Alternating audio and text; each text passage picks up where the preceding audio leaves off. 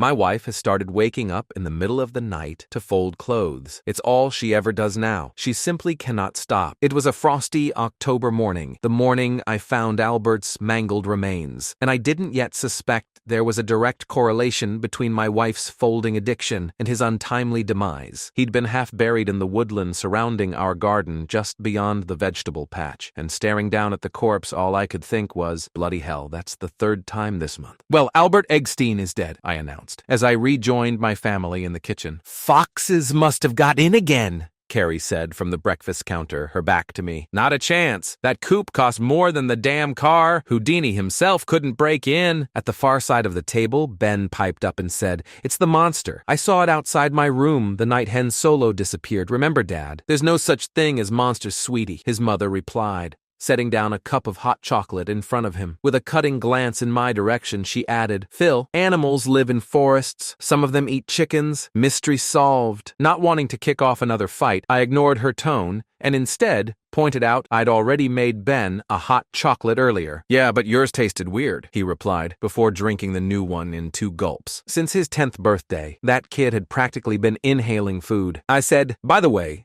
the pumpkins are looking ripe. What do you say we finally carve them?" After breakfast, all 3 of us worked on jack-o'-lanterns in the garage. Together, we made quite the trio, Ben with his green eyes and blonde hair, the old ball and chain sporting a thin build and dark complexion, and finally me, the freckly redhead. Just as I finished etching my stencil, Carrie clamped down on her own palm, juicy blood seeping between the fingers, 2 of which were already wrapped in plasters. "Silly me," she said, her voice all casual. My attempts to inspect the damage got brushed aside. "It's fine, I just nicked myself. I'll go get a bandage." "That looks pretty nasty. We should—" "It's fine, Phil. I just nicked myself. I'll go get a bandage," she repeated, then disappeared upstairs. "Is Mom gonna be okay?" Ben asked. "She'll be fine, bud. You know her. Just a bit of a klutz sometimes." Bit of a klutz was an understatement. My dearly beloved had this uncanny ability to injure herself under the most unlikely circumstances, whether by getting caught between a prowl of warring cats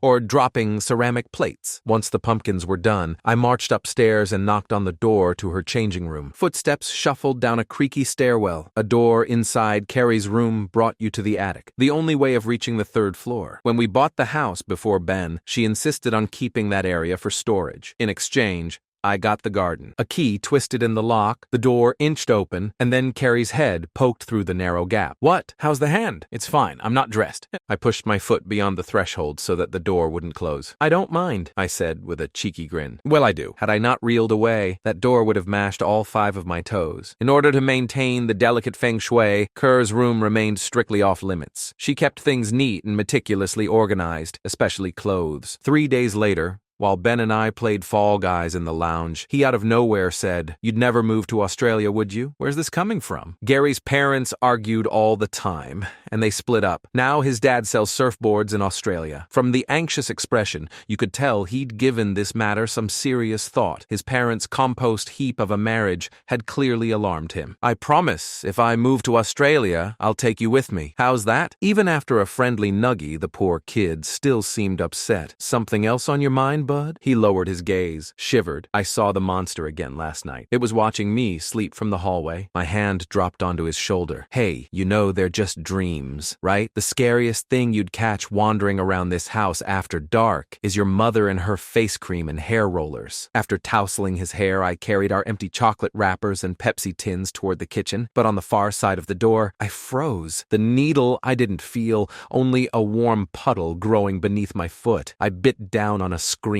As I hopped toward the bathroom, blood splashed all over the white floor tiles. Carrie appeared, said, "Oh," then followed me along with a dish towel, soaking up dark red pools. Sitting on the toilet, I struggled to get a grip on the slippery needle, and in the end was forced to use a pair of clippers to twist it out, whilst simultaneously reassuring a panic-stricken Ben there was no reason to panic. Annoyed, I said to Carrie, "How'd you manage to leave this crap on the floor anyway?" "It must have dropped out of my sewing kit," she said, her rag wet and squelchy. Each time I took the pressure off my soul, more blood gushed out. "I need you to drive me to hospital." "What for this?" "Carrie, I'm leaking like a tap." "Fine." She disappeared into her inner sanctum for a quick change of clothes before driving me to hospital, where she complained incessantly throughout our 3-hour stay in the waiting room. "See? All that time wasted over a fucking bandage," she said on the drive home. I suppressed the urge to call her a heartless witch. In bed that night, the earlier conversation with Ben slid into my brain. My son suspected our family unit might wither and die. Surely the least I could do was attempt a little marital de-weeding. Over the coming weeks, each of my date suggestions, romantic dinner for two, spa weekend,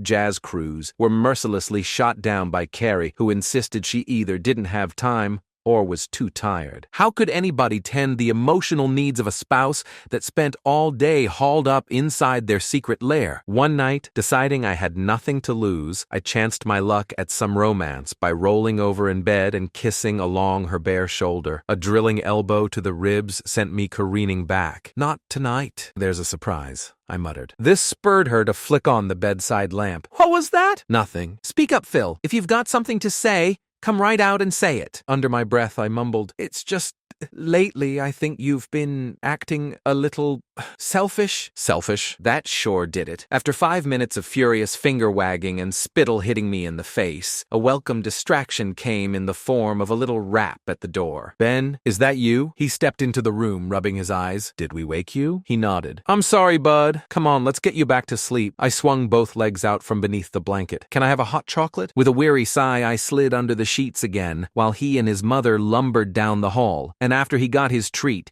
she opted to disappear into her room rather than continue the stern lecture. The facts stared me in the face, plain as day. I'd become a doormat. A braver man, or perhaps one possessing some semblance of a backbone, might have bit the bullet and tossed the relationship into the compost heap. Sadly, I wasn't a braver man. I was, however, an exceptionally petty one. My revenge came in the form of discarded clothes left scattered around the house, either tucked behind the washing machine, under Ben's bed, or on the window ledge in the guest room. By morning, they'd all be meticulously folded and placed back in the proper drawers because Carrie couldn't control her obsessive compulsions. Was this act of defiance pathetic? Yes.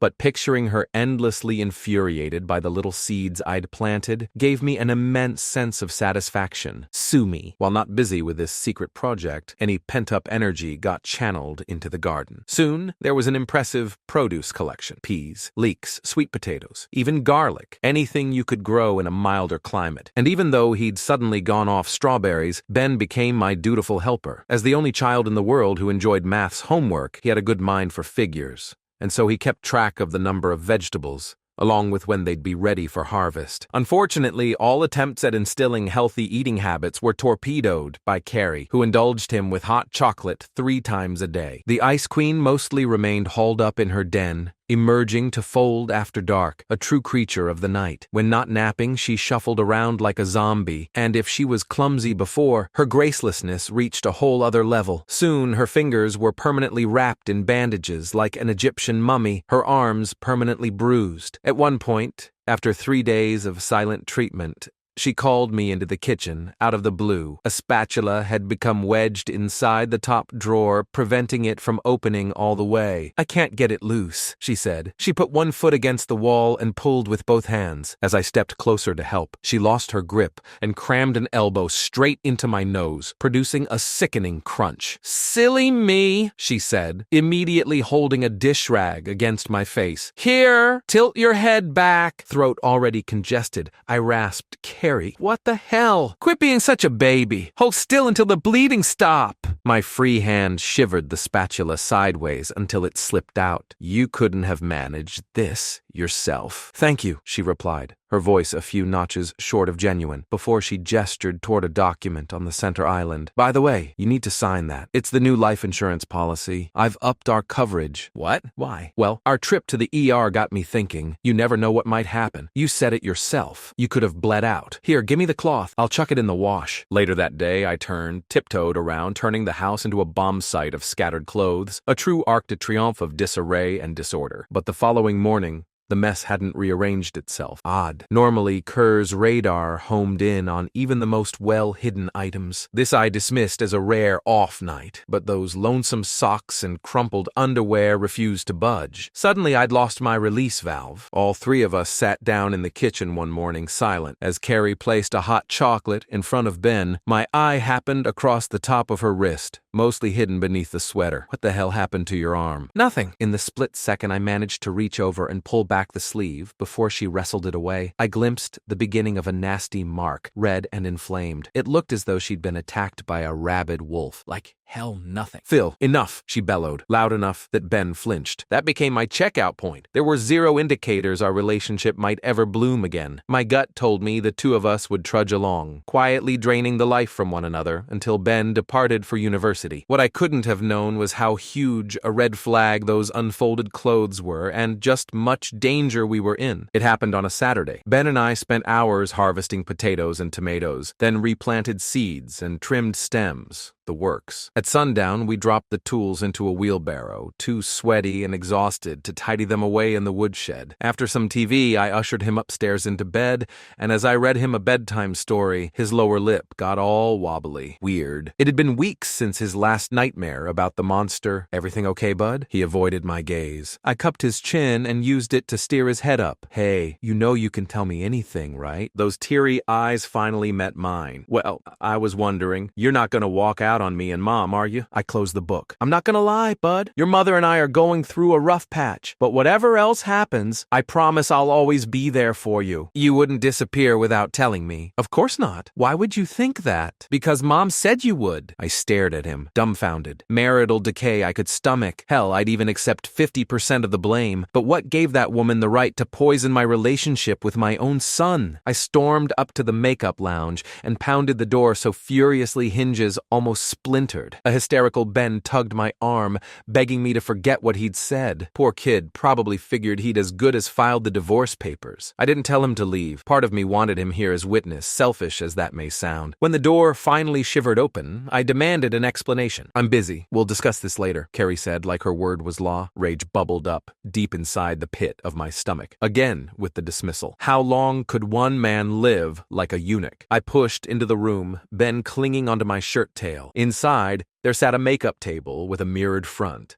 cabinets, clothes hangers holding up fancy coats, and a sewing machine. Carrie stood motionless, veins pulsing along her forehead. Enraged, I said, "You're taking out new life insurance policies all while telling Ben I'm about to walk out? What kind of game are you playing here?" Just then, there came a metal groan from beyond the door at the top of the stairs. A hush fell over all three of us. Carrie's eyes flicked toward the attic. Then she suddenly shifted gears. "You're right. Come downstairs. We'll talk things out." From the look on her face, she clearly had something to hide, but what could be up there? What could possibly be so important our marriage became a distant afterthought? "Now!" she hissed. This piercing sound made me hesitate. What sort of reaction might she have to a direct act of disobedience? I reminded myself this didn't matter. My days of being a spineless weasel were done. I started up the stairs. "Ben, get back into bed now!" she screamed. A locked door beyond the steps opened at a shoulder charge while, behind me, Carrie faked the world's most unconvincing panic attack, insisting she needed a doctor immediately. Inside the darkened space, a cord dangled beside my skull. At a pull, a weak bulb blinked on, illuminating stacked boxes, clothes racks, and rickety furniture. A controlled, meticulously organized mess. I couldn't see more than a few feet ahead. The air up there tasted stale, sickeningly warm. My better half stepped in front of me, her panic attack miraculously cured. "Now you know my secret. I spent too much money on shoes and handbags. I've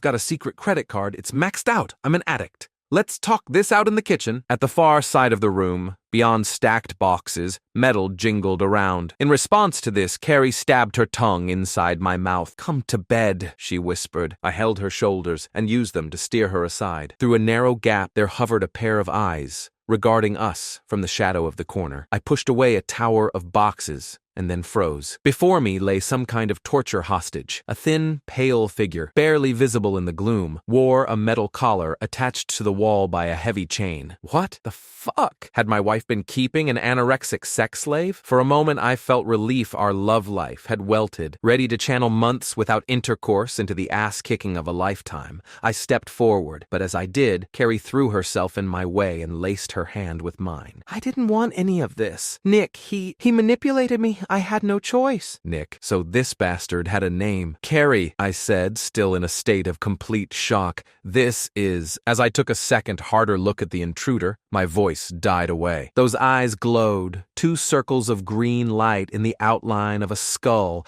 marked by liver spots. Beneath pale skin, vertebrae, cartilage, and muscle fiber shone through, connected by a network of blue and black veins. I didn't think anything so frail could possibly live, yet the concaved chest went up and down in little heaves, the chain rattling away. At first I could manage alone, Carrie continued. I just let him have a little taste of my own every now and again, or I'd fish tissues and clothes out of the bin whenever you got cut. He'd wander around the house at night and nobody got hurt. But lately, sustaining both him, she hesitated, as though realizing what she was on the verge of saying. I just haven't been able to keep him satisfied. I hoped the chickens might do, but he said there was no substitute for human, and the less I could feed him, the more dangerous he became. Then he said I had to let him eat you. He said we had to get rid of you, but I refused because I love you. That's when he took a bite at me. She held up her wrist, the scars still prominent. So I locked him away up here to keep you safe, to keep us safe. A soft hand caressed my cheek while she reaffirmed her love,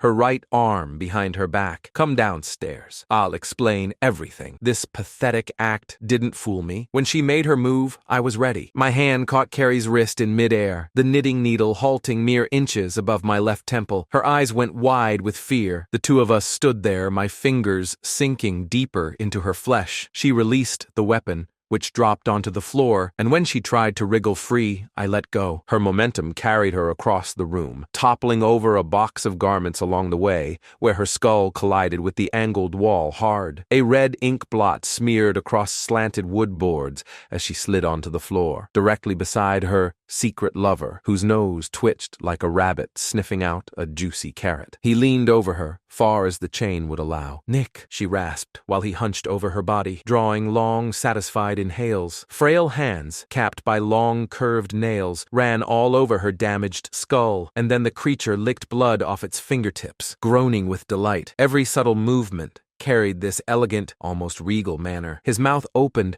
revealing long, curved fangs longer than cayenne peppers, fangs capable of stripping flesh off a live chicken. Groggy and confused, Carrie's eyeballs rotated up towards him. "Darling," she muttered. A single digit pressed against her lips. Her companion smiled. Then those fangs plunged deep into her neck. Carrie shrieked, her body quickly draining any sort of nutritious element. She deflated like a balloon after someone released the stem, her squeals becoming raspy croaks, quickly melting away. This macabre display startled a shocked gasp from me. My feet remained rooted on the spot. Meanwhile, Nick's muscles flexed and writhed, his belly swelling. Blonde hair sprouted from the taut skull, his spinal column becoming less defined, the wrinkles less pronounced. Now he appeared almost alive, better ripened. As the withered husk, vaguely resembling the lady I married, slumped onto the floor, a voice behind me screamed, "Vampire!" This broke my paralysis.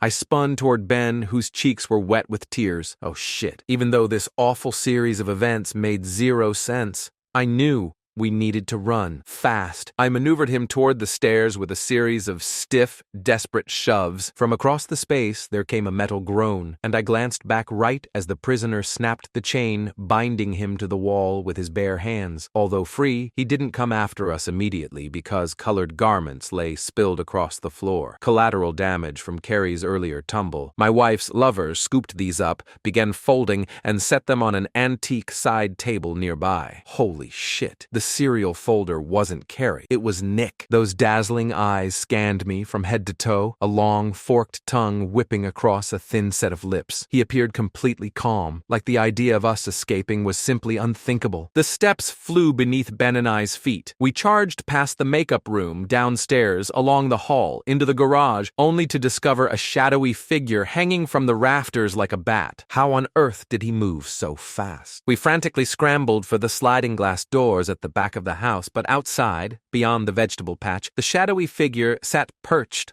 on a fence post, those glowing eyes silhouetted against the darkened forest. As a wintry breeze carried a cruel, quiet laugh across the garden, it occurred to me this cat-and-mouse game most likely delighted our pursuer. There was nowhere to run, nowhere to hide. That left only one option. The wheelbarrow lay perfectly still 15 meters ahead of us. I ordered Ben to make a break for the woodshed. "But Dad," he protested. "Move!" Heart pitting in my chest, I trampled over strawberries and grabbed the hedge shears and held them out defensively. A single leap made Nick sail straight over the vegetable patch. Before I even knew it, an icy claw clamped tight around my throat, the force driving me down amongst the broccoli. Breathless, my hands unintentionally released the shears. Above me, a glistening tongue slid out to wet the grinning mouth. I glimpsed pink-stained teeth, hooked fangs. This was the end. Any second now, that bastard would drain my body and bury the remains in the soil, like the chickens. A sharp nail cut across my throat, and then Nick sucked the blood off his finger with delight.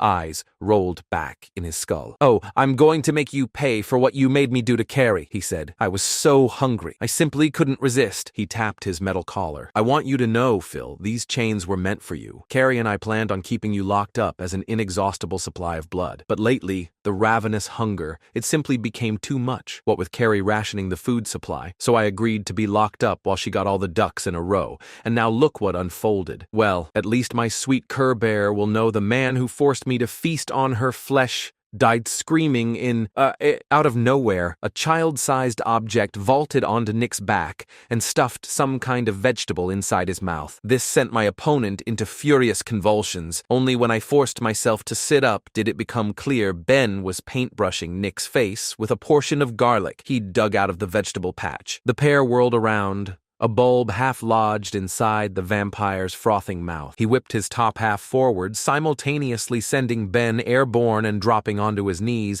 and hacked up a tidal wave of blood, both hands clutched around his own throat for relief. Fury washed over me. Having an affair with my wife was one thing, but nobody hurts my son, even the undead. In one smooth motion, I jumped up and grabbed the shears and then charged forward with every ounce of strength I could muster, arms outstretched. Nick was too distracted to prevent the sharpened steel from piercing his chest, right where the heart would be. When I released the handles, they stuck out all by themselves. A death rasp went up. Expanding from the entry point, the bloodsucker's body evaporated like dust, peeling away in every direction across the torso, the breeze carrying the scattered remains away. Within seconds, only the shears and metal collar remained, both of which dropped into the soil. It was over. A battered Ben staggered to his feet, his breaths slow and choked, pained even. I scooped him into my arms, then the two of us collapsed amidst the turnips, sobbing. For some time, I believed we'd escaped the nightmare, mostly unscathed. The beast died, I'd escaped a toxic marriage, and